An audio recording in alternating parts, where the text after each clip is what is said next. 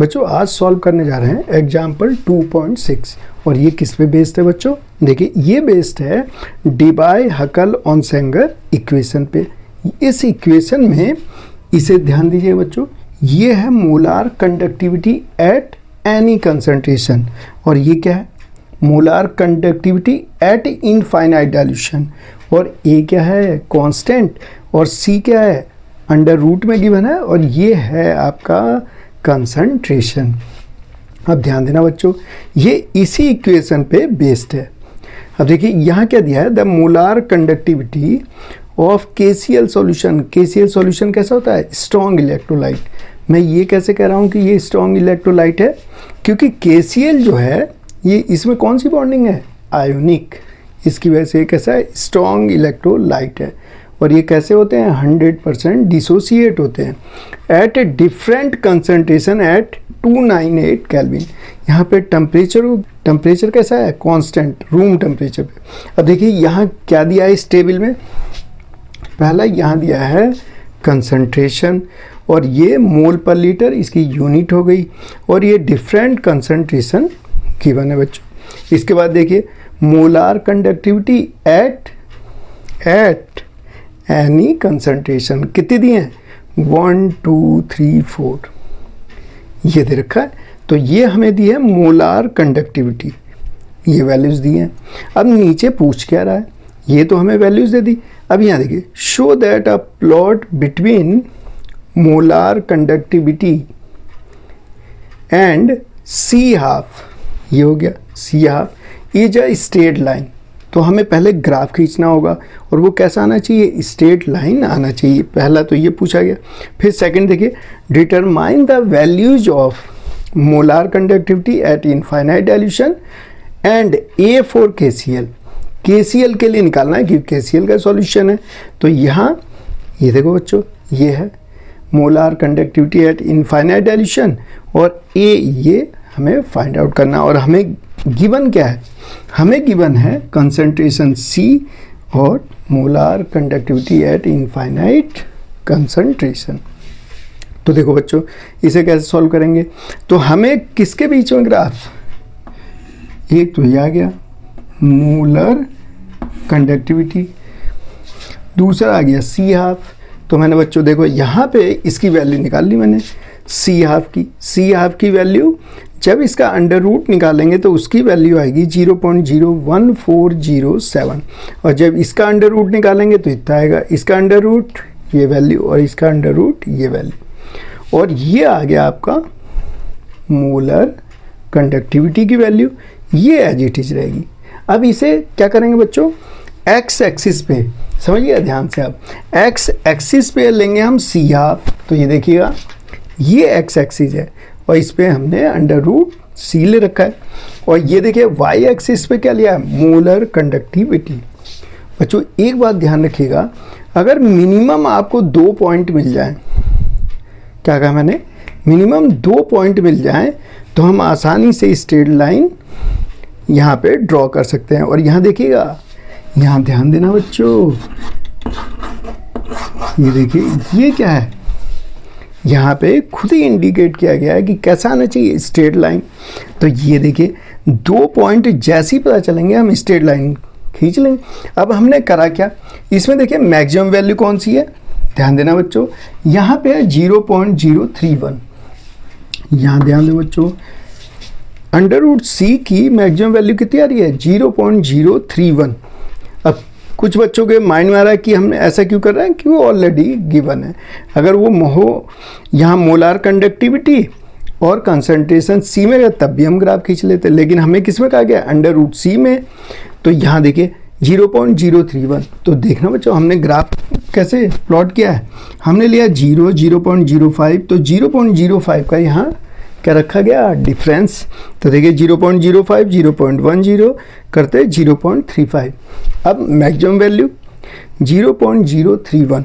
तो ये देखिए 0.35 और 0.30 यहाँ पे है 0.031 और इस पे वैल्यू कितनी है? 147.09। तो ये देखिए यहाँ से हमने 147.09 को यहाँ पे ले लिया। ठीक हो गया। इसके बाद देखिए अब दूसरी वैल्यू को यहाँ पे आइए, यहाँ पे अगर आप देखेंगे तो इसकी वैल्यू जो है ये यहाँ पे ये क्या है, ये देखिए 0.01407, इसकी वैल्यू कितनी है 1.486, तो ये हमने यहाँ पे देखिए 1.486 पे ले लीजिए।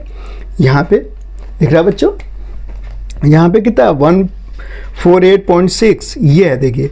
अब ये 2 पॉइंट मिल गए तो हमने क्या किया, यहाँ से स्ट्रेट लाइन खींच दी। और ध्यान दीजिएगा जब ये y एक्सिस को कट करेगा तो हम आसानी से किसकी वैल्यू बता सकते हैं, molar conductivity at infinite dilution. देखिए ये कहाँ पे कर रहा है, 150 के आसपास करता है, 150, तो इसकी वैल्यू कितनी होगी,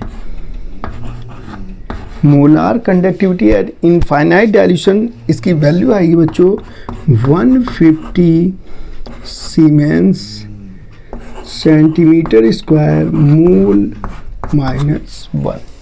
ठीक है बच्चों, ये आ जाएगा हमारा, क्या आ गया ये, molar conductivity at infinite dilution. तो एक वैल्यू तो हमने निकाल ली, अब ए कैसे निकालोगे, ए भी निकालना होगा। अब ये हम निकालेंगे बच्चों स्लोप के द्वारा। तो आइए जरा स्पेस बनाते हैं और फिर देखो बच्चों यहाँ पर mu m at any concentration is equal to molar conductivity at infinite dilution A√C। ठीक हो गया बच्चों। अब ध्यान दीजिएगा हमने ये किस पे लिया है इसे, ये वाला हमने किस पे लिया, y एक्सिस पे, तो ये y लिख दूँ। क्या इसे मैं ऐसे भी लिख सकता हूँ, देखिएगा बड़े ध्यान से देखना बच्चों, ध्यान से देखिए, -A√C plus molar conductivity at infinite dilution. अब देखिए यहाँ पे इसे लिया आपने y एक्सिस पे और √C को लिया है x एक्सिस पे, तो ये हो गया mx प्लस c। अब देखिए क्या हम यहाँ से स्लोप निकाल सकते हैं, स्लोप निकालोगे बच्चों तो ये आ जाएगा -a, ये स्लोप हो गया, ये स्लोप हो गया, स्लोप, ठीक हो गया, ये स्लोप हो गया। और स्लोप का फार्मूला एक तो होता है tan थीटा, दूसरा होता है y2 minus y1 over x2 minus x1। अब यह ध्यान दीजिए y2 की वैल्यू हमने रखी 148.61 माइनस दिस, यहाँ बड़ी वैल्यू यहाँ छोटी बड़ी। अभी यहाँ पे देखिए, समझ रहे हैं, दोबारा ध्यान से देखो बच्चों, y2 की वैल्यू हमने रखी 148.61 और y1 रखा 147.09। अब यहाँ पे देखिए बड़ी वैल्यू कौन सी होगी, ये वाली, तो यहाँ बड़ी वैल्यू रखिए 03145 माइनस छोटी वैल्यू 0.01407, और जब इसे सॉल्व करेंगे 87.456, इसके x एक्सिस पे और y एक्सिस पे हमने क्या लिया था, इसकी यूनिट बन जाएगी 87.456 y2 एक्सिस पे s सेंटीमीटर सीमेंस। ध्यान देना बच्चों, ये क्या आ जाएगा 87.456 सीमेंस सेंटीमीटर स्क्वायर मोल -1, और यहाँ आ जाएगा मोल लीटर -1 की पावर हाफ।